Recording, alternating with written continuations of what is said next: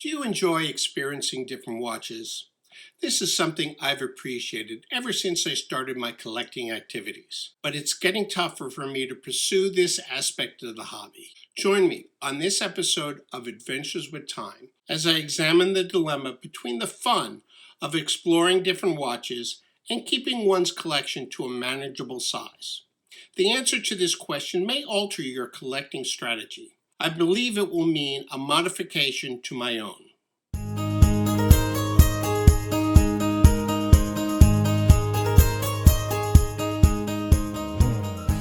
Welcome all to Adventures with Time.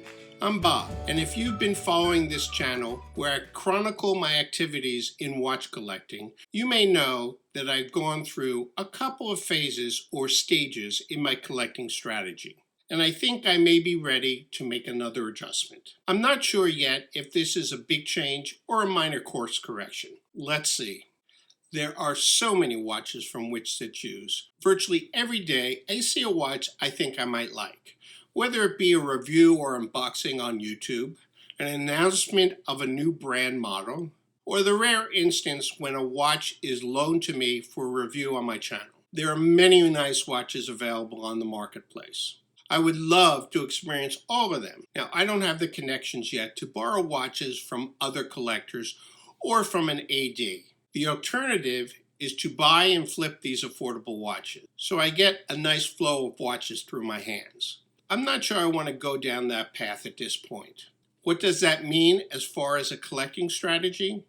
I, for one, need to alter my collecting strategy to be more selective in the watches I purchase for my collection. Is this a new phase of watch collecting for me? Do all collectors ultimately come to this realization? Or is this a result of my new retired lifestyle? Or even due to the pandemic? When I started my collection, my plan was to try a lot of different watches. And it's affordable watches that I believe allows one to experience different styles, complications, and design attributes, such as size, shape, composition, etc.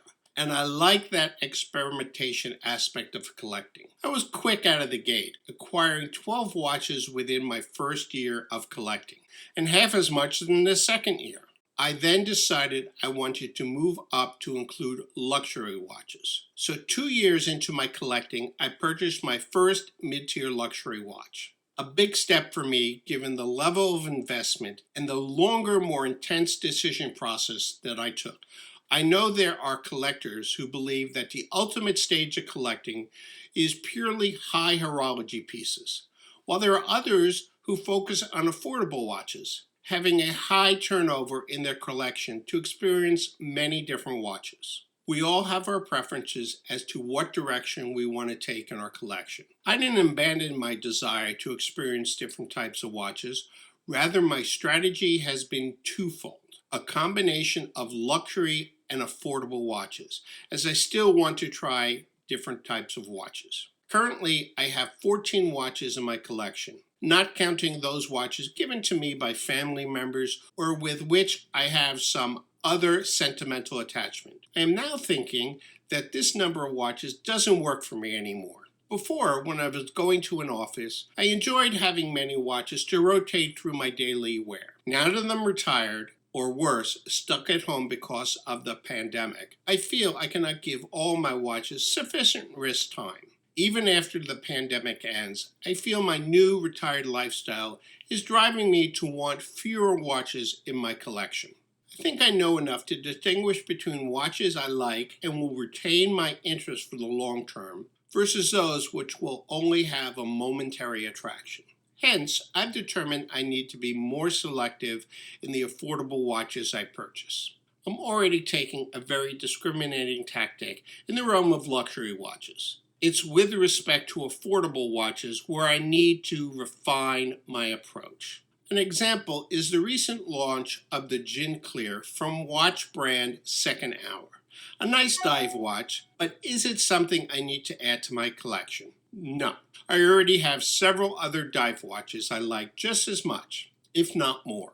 A different example is the Smith's watches from Time Factors. These watches seem to be getting a lot of YouTube interest over the past few months. An interesting watch I'd like to try, But is this the type of watch that will hold my interest? And will it be a significant overlap with a watch already in my collection?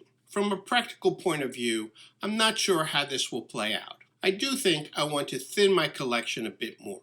Yeah, I just sold off 2 watches, but I think there are a few more for which I can find a better home. I'm thinking about the Stratton Ligera or the Aviate P51 Mustang. These are watches with interesting designs that I've enjoyed wearing, but I think they have run their course in my collection. They are not long-term keepers for me.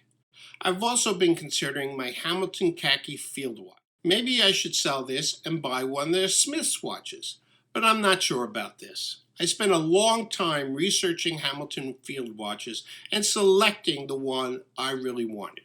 I'll probably execute this reduction in phases and give myself time to adjust to the smaller collection. This will also give me funds to purchase my next watch, whether it be affordable or luxury. Will I be happy with this modified strategy? I'm not sure. I may have to shift again at some time to add a third cohort to my collection, which are watches I buy and flip after a short time, enabling me to experience more watches. Obviously, a more costly avenue to take. We'll just have to see. Let me know your thoughts and any advice you might have. And if you're interested in seeing some of the watches I believe are long-term keepers for my collection, check out these 2 videos. And as always, I thank you for your time, and I'll see you in my next video.